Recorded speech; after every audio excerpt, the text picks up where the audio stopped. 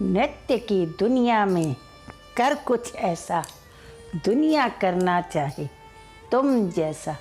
नमस्कार, मैं वंदना भार्गव आपका अपने इस संगीत वंदना यूट्यूब चैनल में स्वागत करती हूँ। दोस्तों, मुझे खुशी है कि आप मेरे चैनल को देख रहे हैं, क्योंकि मुझे कई कमेंट मिले हैं। उनमें से एक है कि मैडम, आपने कथक नृत्य के 3 घरानों की जानकारी दी है, रायगढ़ घराने की भी जानकारी दीजिए। आप लोगों के कमेंट पर ही मैं रायगढ़ घराने के टॉपिक पर वीडियो लेकर आई हूँ। कथक नृत्य घरानों में रायगढ़ घराना सभी घरानों के मुकाबले नया माना जाता है। दोस्तों, वीडियो शुरू करने से पहले आपसे अनुरोध है कि यदि आपने मेरे इस चैनल को अभी तक सब्सक्राइब नहीं किया है तो जल्दी से सब्सक्राइब करें, जिससे आगे आने वाली वीडियो का नोटिफिकेशन आपके पास जल्दी से जल्दी पहुंच सके। आइए अब हम अपने वीडियो की तरफ चलते हैं। कथक नृत्य का रायगढ़ घराना। रायगढ़ शैली 20वीं शताब्दी के मध्य में उभर कर सामने आई है। कथक को उसके मूल संस्कार और नए संदर्भों से जोड़कर उसे पुनः शास्त्रीय रूप में प्रस्तुत करने में रायगढ़ दरबार का महत्वपूर्ण योगदान है। कथक नृत्य के विकास में रायगढ़ के महाराज चक्रधर सिंह का नाम कभी नहीं भुलाया जा सकता। राजा चक्रधर सिंह एक उच्च कोटि के कवि, शायर, उपन्यासकार, नाटककार तथा संगीत नृत्य कलाकार थे। रायगढ़ नरेश चक्रधर सिंह के संरक्षण में कथक को फलने फूलने का अवसर मिला। इस दरबार में कार्तिक, कल्याण, फिरतू, बर्मन और रामलाल जैसे श्रेष्ठ नर्तक तैयार हुए। इसकी अपनी विशिष्ट शैली रही। उसी शैली से निकलकर काफ़ी शिष्य कालांतर में तैयार हुए। राजा साहब विशुद्ध कला पारखी थे। वे कला का संबंध आत्म कल्याण के साथ ही जन रुचि के परिष्कार से जोड़ते थे। उन्होंने नित नवीन प्रगतिशील कथक को शास्त्रीय स्वरूप देना चाहा।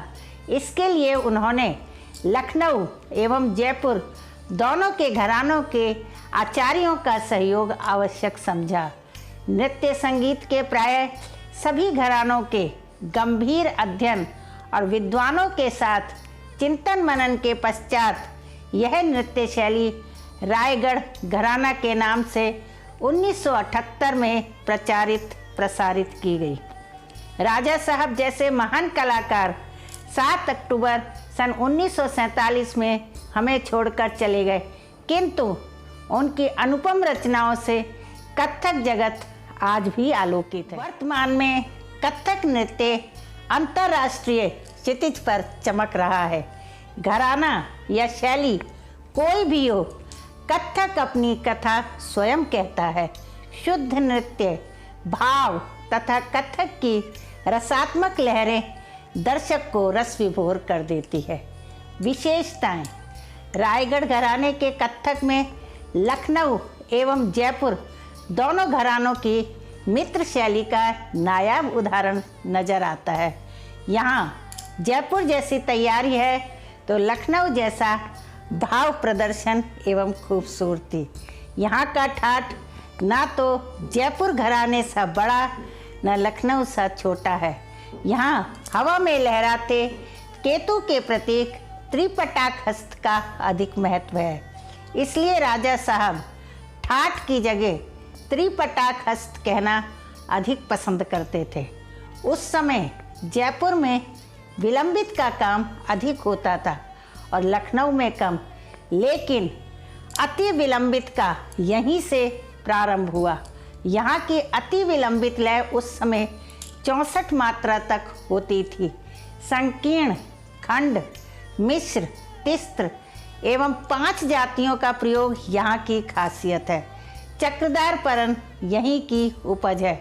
इस प्रकार रायगढ़ घराने का कथक अभिनय समस्त रसों, भावों, अनुभवों से युक्त मुद्राओं से परिपूर्ण है।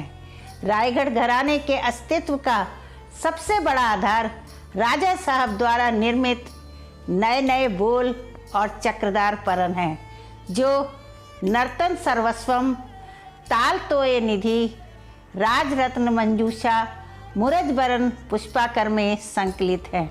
उनके शिष्य अधिकांशतः उन्हीं की रचनाएं प्रदर्शित करते हैं। यहाँ कड़क, बिजली, दल, बादल, किलकिलापरन जैसे सैकड़ों बोल प्रकृति के उपादानों, झरने, बादल, पशु पक्षी आदि के रंग ध्वनियों पर आधारित हैं।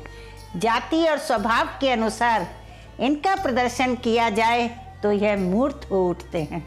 वस्तुतः कथक का देश में जो आज स्वरूप है उसका विकास रायगढ़ दरबार में ही हुआ। यह ऐतिहासिक तथ्य है कि 20वीं शताब्दी के प्रारंभ में रायगढ़ में प्रसिद्ध कथक एवं संगीतज्ञों का आना जाना शुरू हो गया था। राजा भूपदेव सिंह के समय मोहर साहे, गुरमीन दास और सहसराम को पहल कथक की शिक्षा देने का उपक्रम हुआ। पंडित चुन्नीलाल, शिव नारायण और झंडे खां इनके गुरु नियुक्त हुए। कार्तिक राम के चाचा माखन लाल और अनुज राम के पिता जगदेव माली उस समय इस क्षेत्र के प्रसिद्ध लोक नर्तक थे। राजा भूप सिंह की इन पर विशेष कृपा थी। इन्होंने भी कार्तिक राम और अनुज राम के लिए जमीन तैयार की। राजा नटवर सिंह के देहांत के बाद राजा चक्रधर सिंह शासक हुए और जल्दी ही रायगढ़ संगीत, नृत्य और काव्य का त्रिवेणी संगम हो गया। शासन की बागडोर संभालते हुए अपना ध्यान कथक और संगीत के विकास पर केंद्रित किया। उन्होंने पारंपरिक छत्तीसगढ़ी लोक नाट्य नाचा के कलाकारों को अपने सानिध्य में रखा। इन गुमनाम और अल्पज्ञात कलाकारों को शास्त्रीय नृत्य कथक का कठोर प्रशिक्षण दिया और दिलाया। फिर इन्हीं कलाकारों को लेकर उन्होंने कथक नृत्य की रायगढ़ शैली का प्रवर्तन किया। राजा चक्रधर सिंह ने समय समय पर नाचा कलाकारों के मंचन को देखकर यह महसूस किया कि जाने अनजाने उनके पैरों की थिरकन में कथक नृत्य का काफ़ी असर है। इस पर उन्होंने लोक कलाकारों की प्रतिभा को अपने दरबार में खूब तराशा। रायगढ़ घराने के नाम से कथक की एक अलग भावधारा विकसित की। कथक नर्तकों ने आगे चलकर राष्ट्रीय और अंतर्राष्ट्रीय स्तर पर प्रसिद्धि प्राप्त की। राजा साहब की अतुलनीय और अनुकरणीय कला साधना को यादगार बनाए रखने के लिए छत्तीसगढ़ सरकार ने राज्य अलंकरण चक्रधर सम्मान की भी स्थापना की है, जो वर्ष 2001 से हर साल राज्योत्सव के मौके पर संगीत और कला के क्षेत्र में चयनित कला साधक को प्रदान किया जाता है, जिससे दुनिया को ज्ञात होता है कि नृत्य कला के क्षेत्र में छत्तीसगढ़ का योगदान भी रहा है। रायगढ़ छत्तीसगढ़ की सांस्कृतिक नगरी के नाम से प्रसिद्ध है। अब मैं अपने शब्दों को यहीं समाप्त करती हूँ। दोस्तों, यदि आपको नृत्य के बारे में इससे अधिक जानकारी चाहिए तो मैंने अपनी पुस्तकों का लिंक डिस्क्रिप्शन में दिया हुआ है। आपको पुस्तक लेनी हो तो दिए गए नंबर पर मुझसे संपर्क कर सकते हैं। आपके कमेंट का मुझे इंतज़ार रहेगा। अंत में, यदि आपको मेरा ये वीडियो पसंद आया हो तो लाइक और शेयर ज़रूर करें, और जिन्होंने मेरे चैनल को अभी तक सब्सक्राइब नहीं किया है वह सब्सक्राइब करना ना भूलें और बेल आइकन को प्रेस करें। धन्यवाद।